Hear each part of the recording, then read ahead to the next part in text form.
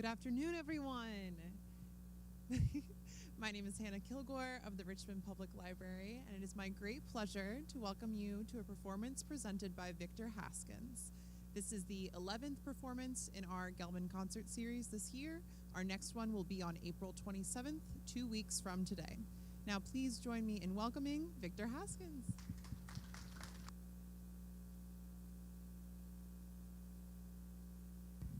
Thanks, y'all. Appreciate you being here. Once again, my name is Victor Haskins, and I actually have some opening remarks so you kind of know what's going on and what I've been working on over the last year. So let me get in the command center here.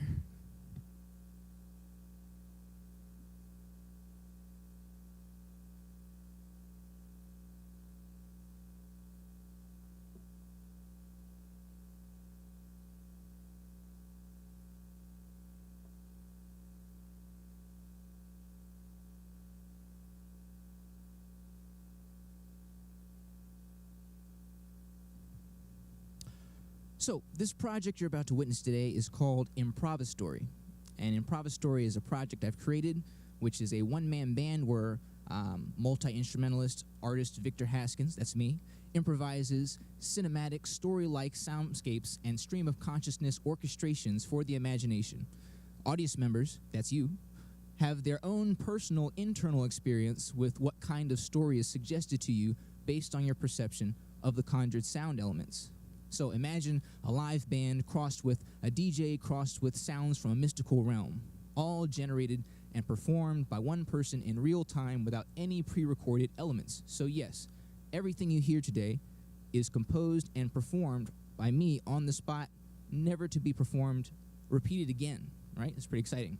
So today's performance is especially special because today I'll be debuting my audio and data-reactive visual experience. And so for the last year, I've been working with this CultureWorks Richmond.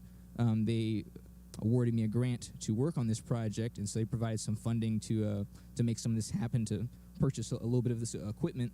And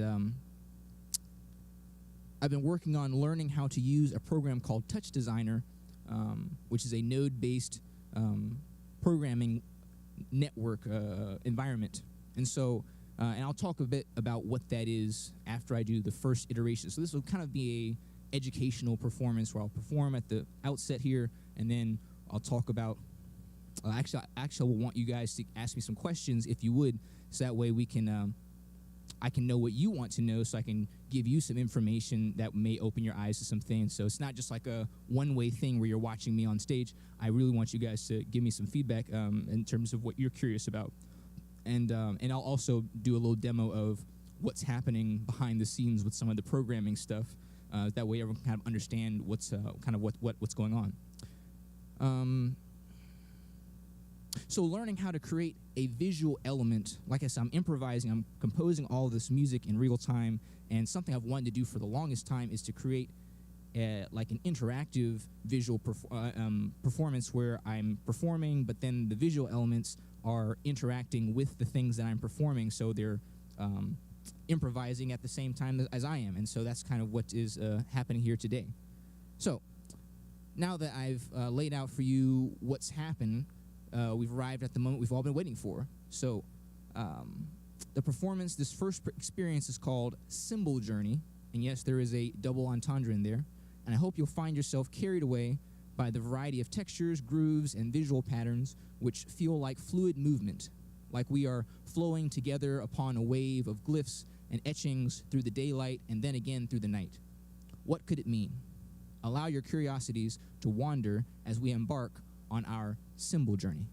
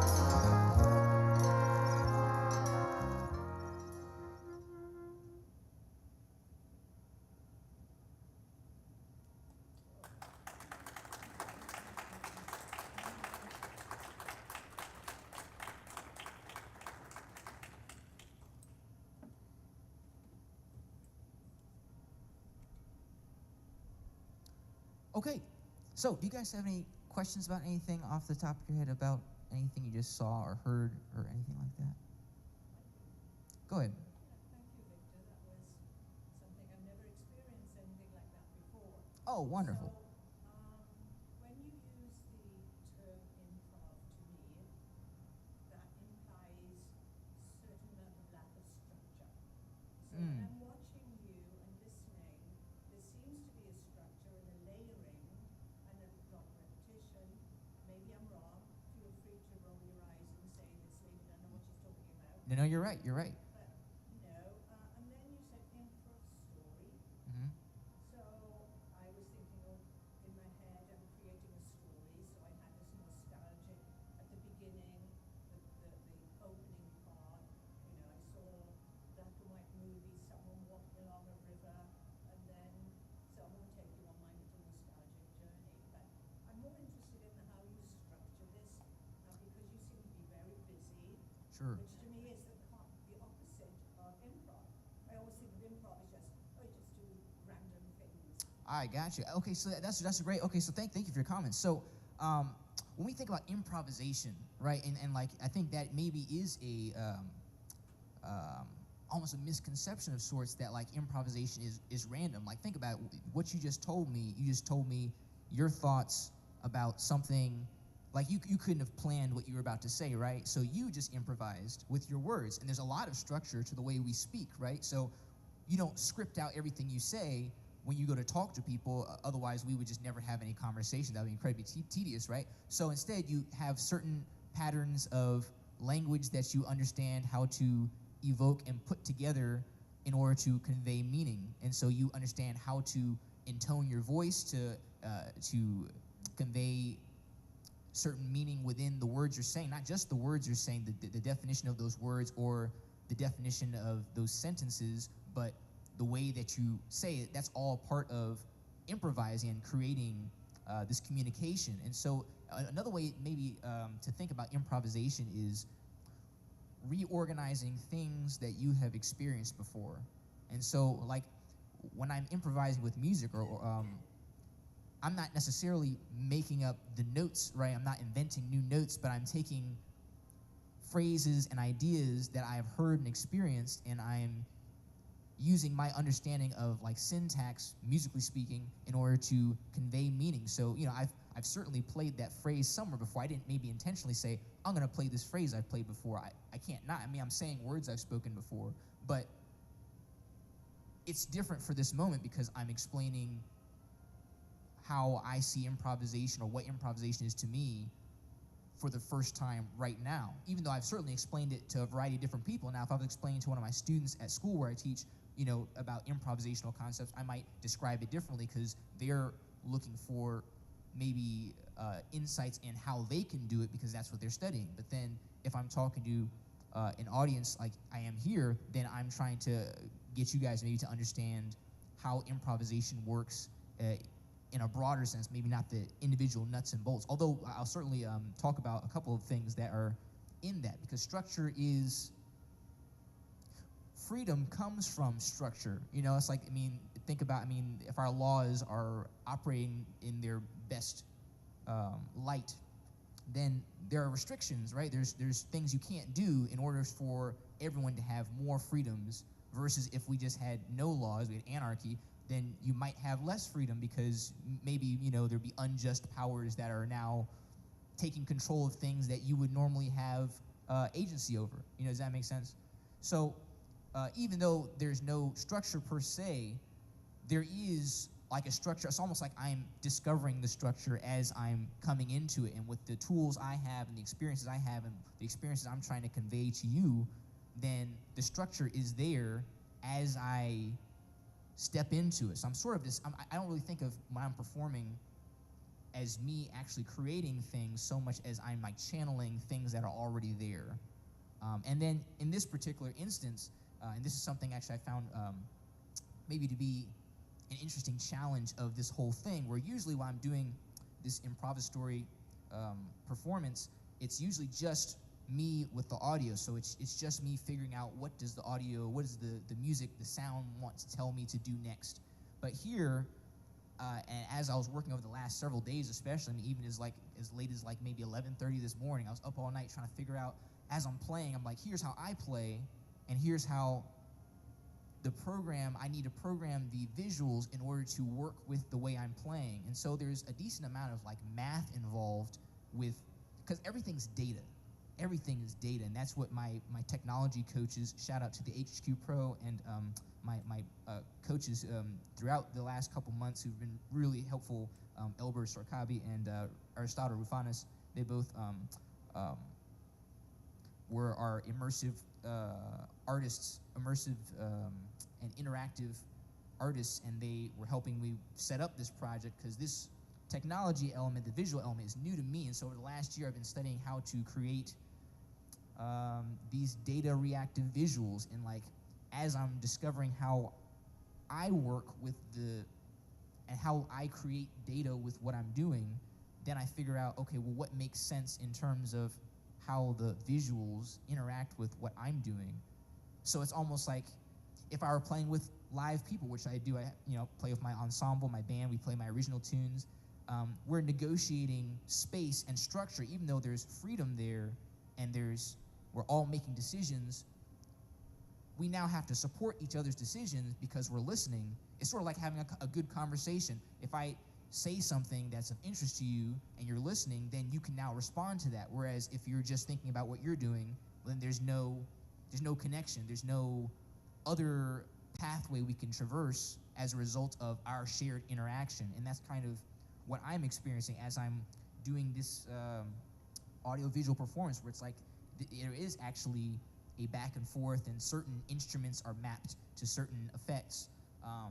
So I'm not performing the same way I would perform if I didn't have this other entity performing with me. Even though I am responsible for programming it, I still have to work with it, like we're working together. Even though it's not like a sentient being, it's just like, and the better I get at programming, the better then the more fluidity I can have and the more different directions I can go. But once again, I have to perform with my partner. I have to actually listen to the conversation. It's like, okay, like you may have noticed the background of that visual was like getting lighter and darker, and it was mapped to the bass tones that was playing. And so there's like a math function I ran it through, so that way it would increase the brightness by a certain amount and then decrease it once it got to a certain amount. So it never got completely white or completely black because I didn't think that looked pleasing. So it's like I kind of have to massage some of these details in order to create the end result, which is pleasing as we work together. But yeah, I mean, I love your observations, and absolutely, like improvisation is just like when we're on the playground and playing and whatnot. I mean, sometimes or think about like children like playing a game that they just made up or something like that. They're just like figuring out like, okay, what are the rules of this game and how do we have the most fun doing this thing? And that's really what improvisation is at its core when we're improvising with music or we're having a conversation. It's like, how can we get the most connection, the most fun, the most present with where we are right now? How can we be the most in the moment that we can be? And that's why improvisation is at like the cornerstone of the heart of the work that I do. So, other questions? Yeah.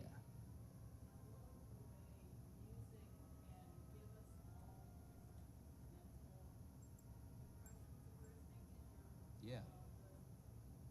The melody that you played with the trumpet at the beginning took me to the closing scenes of the movie where the ending is what it was supposed to be, but maybe bittersweet or something. And the main character is walking across grassland, or maybe riding horseback on the desert like the outlaw Gypsy Whales after avenging the murder of his family or something.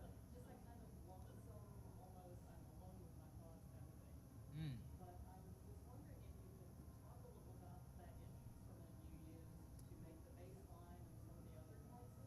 Absolutely. Yeah. I've never seen anything like that. I gosh, I'm glad you asked, because no one asked me about the EWI. I was going to tell you about it anyway. So I'm glad someone asked about it. So this right here, well, let me introduce maybe the instrument that's more familiar. This right here is a relative of the trumpet. It's in the trumpet family, is a cornet. And the difference between a trumpet and a cornet is that if you were to you can see this instrument is wrapped coiled up tightly. That's how I can, it's not like, you know, it would be about probably 5 to 6 feet long if I unwound it. So if you unwound a trumpet and then you like had it end to end from mouthpiece to bell, it would look like a cylinder, a straight, you know, cylinder, and then it would flare out at the end where the bell is. Whereas the cornet kind of tapers open a little longer, so it's more like a cone shape. And because of the cone shape, it has like a mellower sound.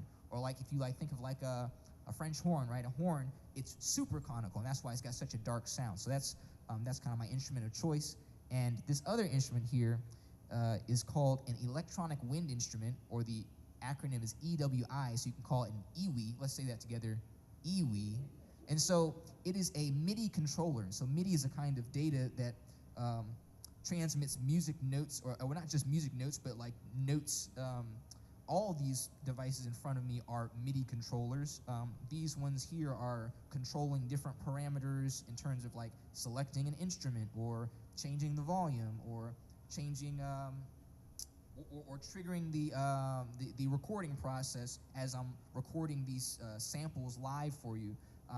And this instrument is playing chromatic pitches, and so I'm able to basically play like I have a whole orchestra of instruments I've created and some samples of live instruments, and I'm using this EWI to trigger them in order to compose this orchestration live for you. And so this has become a very powerful tool in my arsenal. I teach at William and Mary down in Williamsburg, and I run the jazz ensemble there, and we end up not having student bass players for some reason, and so I end up having to teach myself how to play bass, and I use this to play bass in the jazz ensemble.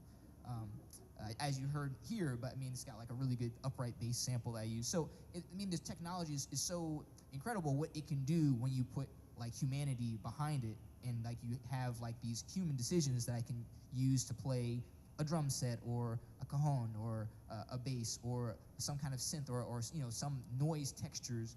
So it's a very powerful tool in the right hands. So that's what you've been hearing, is a MIDI controller that's triggering these different sounds. Great question. Other question, yeah. Go ahead. What were the orange spots in the visuals? What were the orange spots? Like certain orange spots? Sure. So this particular experience is, how do I describe this?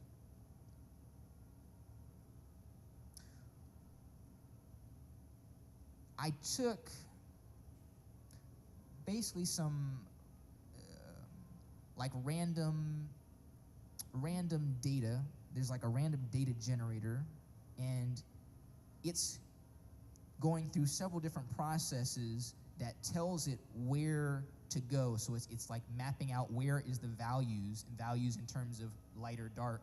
And so it's mapping out the values, and then so there's like 3 dimensions. So when we talk about data, I'm trying not to lose you guys here as I try to explain it for myself.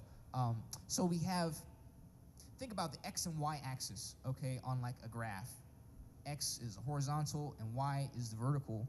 And then if you think in 3 dimensions, you have a third axis, the Z axis, which is skew between those. So we got horizontal and then vertical, and we've got that other dimension, that third dimension, right? And so you could have a 3-dimensional object, but that wasn't a 3-dimensional object. Instead, it was a 2-dimensional texture, and so we had the x-axis was represented, we had the y-axis, and then that third dimension, instead of it being a 3-dimensional texture, it ended up being a algorithm that chooses a variety of little symbols that I have inside another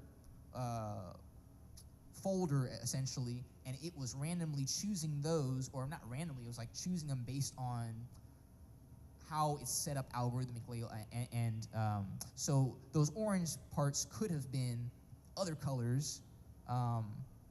Actually, they may have changed colors that time, or may have not, but they're all just data being interpreted in different ways, and that's kind of going back to what all of it is, because really it's just a random assortment of data that has been processed, and the parameters are being adjusted and manipulated by either the audio analysis of the frequencies that I've got going into the computer, or specific MIDI notes that I'm triggering with within certain instruments. So that's that. I hope that answers it. Yeah.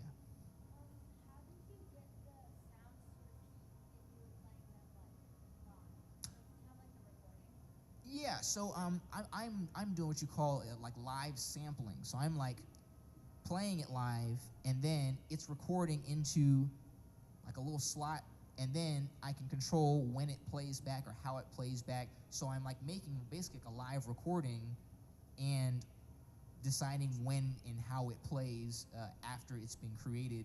Sometimes I can delete it. Sometimes I can move it to another slot. I can take the same piece of data and say I played a bass line over here in this particular bass instrument. I could copy and paste it to like another bass instrument, which is something I couldn't. This is actually new for me also, because I used to have, for folks out here who may have seen me perform with this project before, I used to have external live sampling pedals, and so I would perform, and all of the recording would go into the live sampling pedals, and then it would all get mixed together within those pedals, whereas now everything's going directly into the computer, so I can have more control of the data. So when I perform, I can actually tell this computer to interpret specific notes that I'm playing on this computer, which allows me to have really like surgical precision in terms of how I want to drive the data that you see, if that makes sense. So yeah, I'm making live recordings here in real time. Do you have a question?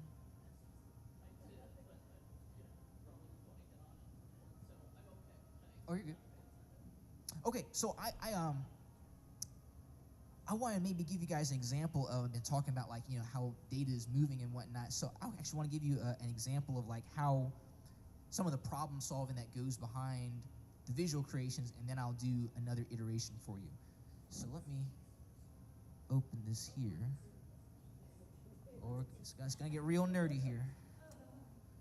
Let's do this. We actually need to go up a level. Where are we? Go up.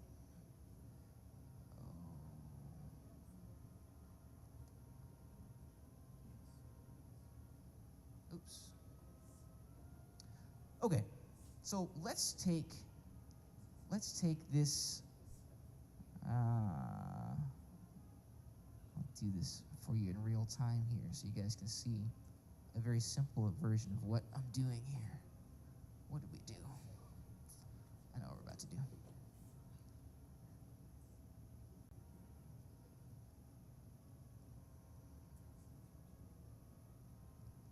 Okay, let me actually split this into two.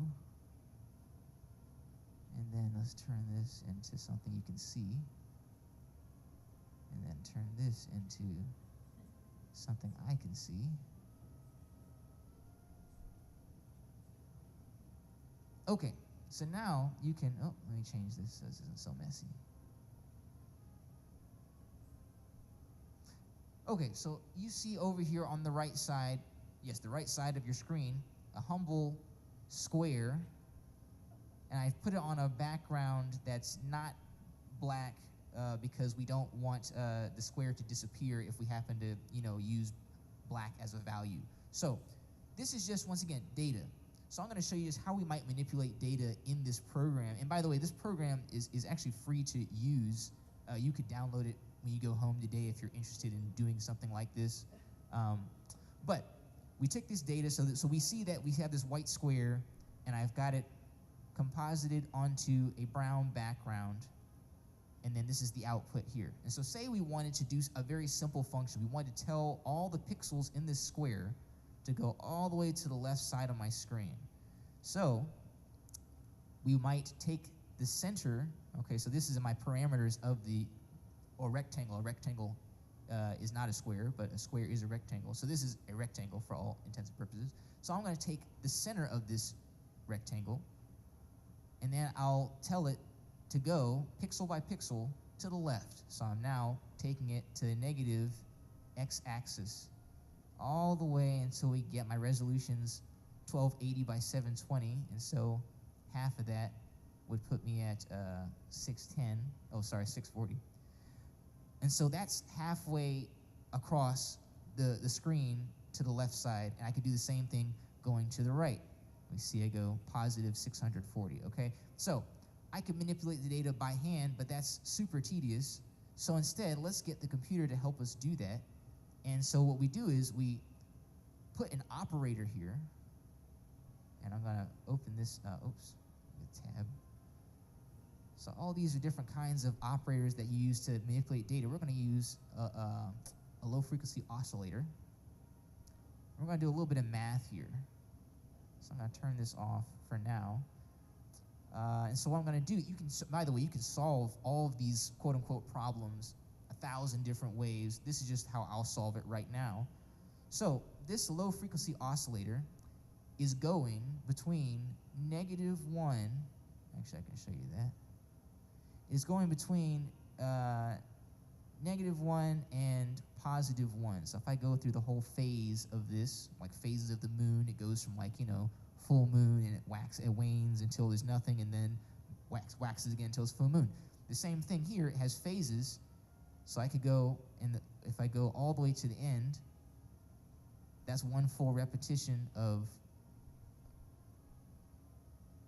what we're doing with this. Actually, if we start at 0, you'll see that. So it goes 0, it goes all the way to +1, then it goes down to 0 again, and then goes down to -1, and then back to 0, and that's one full phase. This is a sine wave, okay? It's a sine wave, but we're seeing it in like, not as like this, we're seeing it as a value.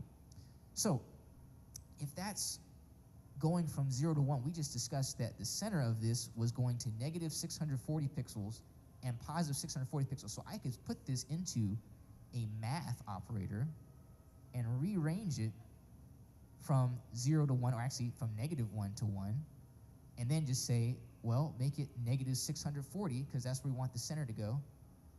Oops. And +640. And that should take our square from one side to the other side. Let's make it a little bit slower so it doesn't. I'm going to map this to it. Oops. I'm going to map it to the center. And map it to the center.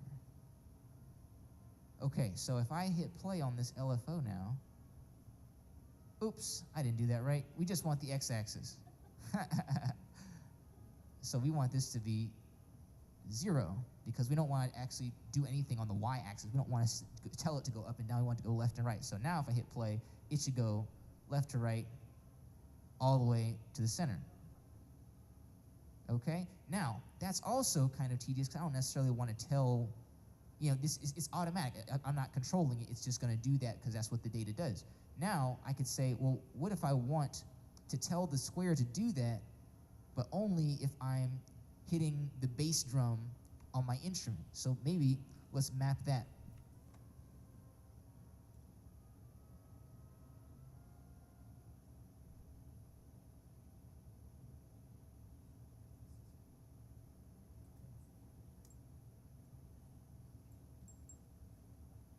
So I've already got a bass drum, my in over here, so we should be able to see it. So this is my drum channel.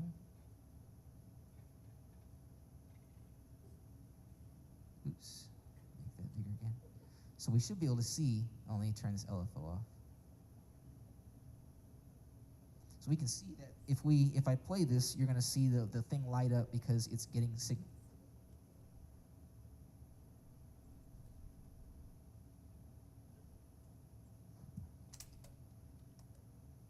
Let's open this up. Yes, we've mapped that. Got that mapped.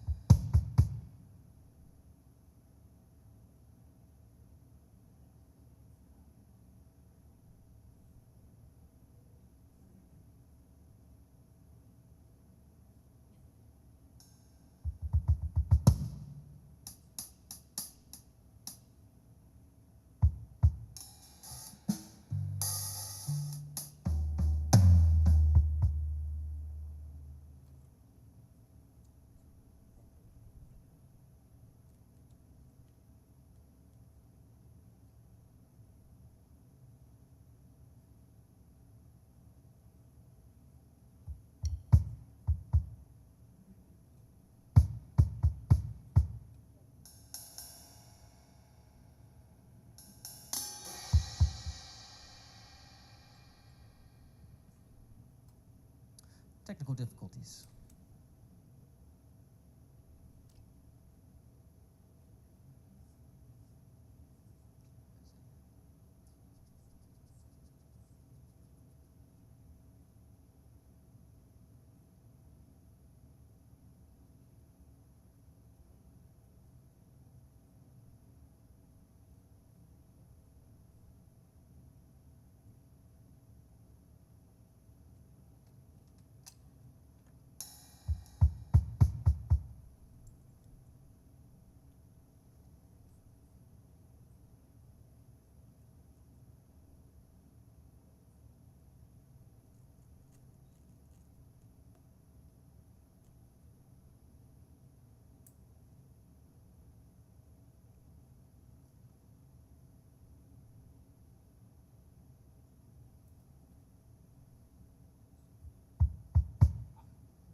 Okay, we're back in business. Where are we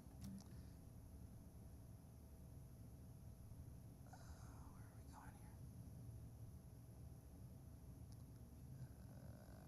Going to the example. Good, okay. So now we've got some data coming in here. We're going to stop this LFO from doing what it's doing. I'm going to implement a little solution here. Okay, so I'm going to say, I'm going to just drive the phase of this LFO. So it's already going to do what we want it to do. It's going to keep going back and forth. So instead, I'm going to say, we'll offset it by 0.5. So now it's going to start in the middle. Let's reset it. It's going to start in the middle. And then we're going to say we only want it to go, once again, just to the far left of the screen and far right of the screen, okay? So if we want to do that,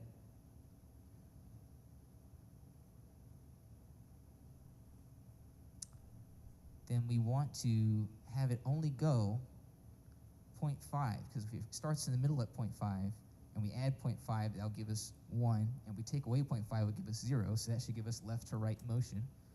So I'll do that, and then we'll map this drum to the phase, and theoretically, when I kick the drum, it should slide left to right. It did not work.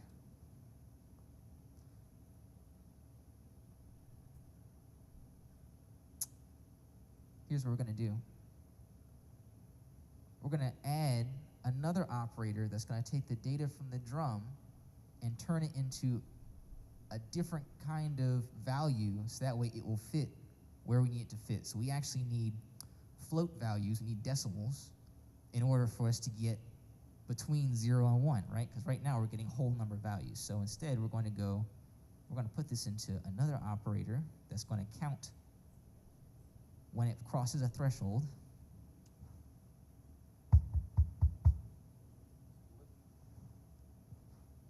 Look at this operator here, we can see every time I hit the kick drum and it takes the trigger above 0, then we add 1 value to it.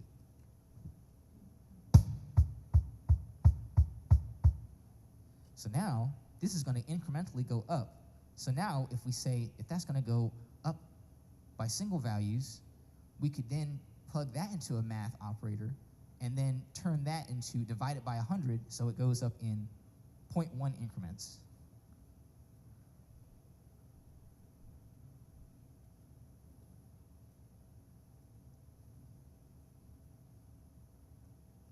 Take it, and we're going to say range 2.01. So now we should be able to take this and map it to the LFO's phase, and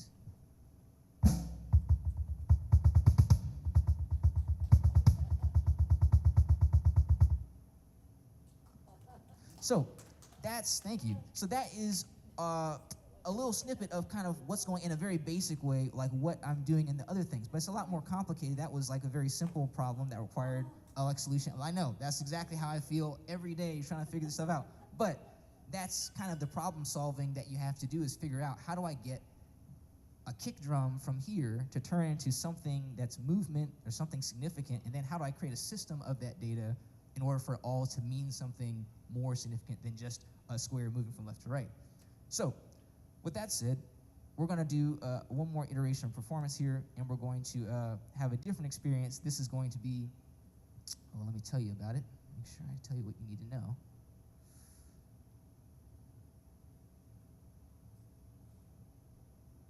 So our next experience is called Waking Dream. And so I completed some tutorials during my studies where some folks were using a type of data manipulation called feedback, where feedback is capturing the previous frame that's just left, and that creates a lot of cool kind of entropic, random seeming data manipulations. And it's a very powerful and interesting kind of visual effect, or interesting way to manipulate the data. And so I had some drone footage that I had taken or captured around Richmond, some of it down near the Manchester Bridge, some of it, where else was I? Some of it out in like Tuckahoe. And so there's a variety of different kind of drone footage that I put together, and when I was playing with some of these feedback techniques, I said, oh, this would be really cool if we had these different snapshots that were kind of fused together, and then we manipulate the data in order for it to look like something that is not necessarily real, not a representation of like real things. And so this was like my experiment with that. So this next experience is called Waking Dream.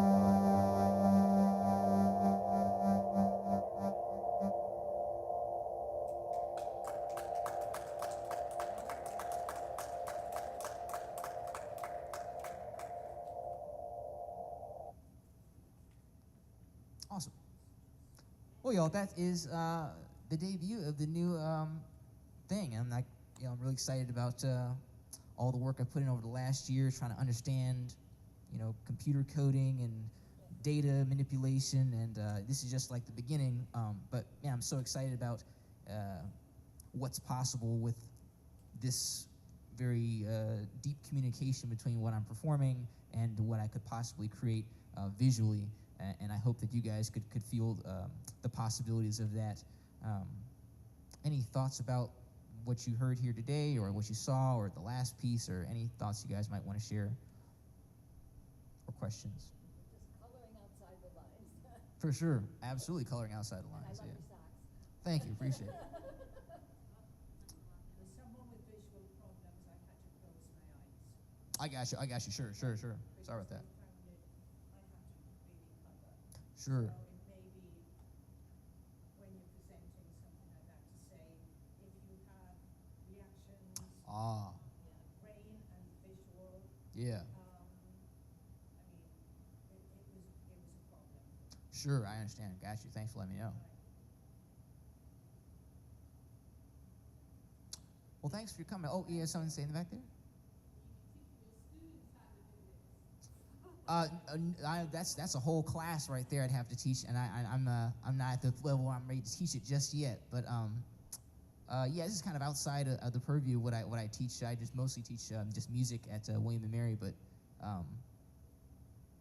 there's certainly a lot of potential for where this could be applied with performance and whatnot. So we'll see what happens. Yeah. I've seen you perform otherwise than this, and is that a whole lot easier for you than this? What is that, performing? Just doing music? Yeah. Oh yes. Oh, this is like my brain's going 1,000 different places trying to figure out how to juggle all this stuff. It's like, this is insane. But yeah, I mean, it's new, and anything new, you just have to kind of get your butt kicked by it. But yeah, I mean, the music part's the easy part, so it's just like, thankfully, Awesome. Well, thanks for coming, y'all. I appreciate y'all being here.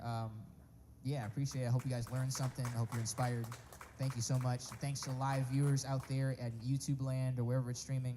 Thank you guys. So y'all have a great Saturday, a great weekend, and I'll see you sometime in the future. I play around town, so feel free to go to my website, victorhaskins.com, or follow me on social media if you do that. Yeah, I play in different places around town, and so hope to see you guys at another performance sometime.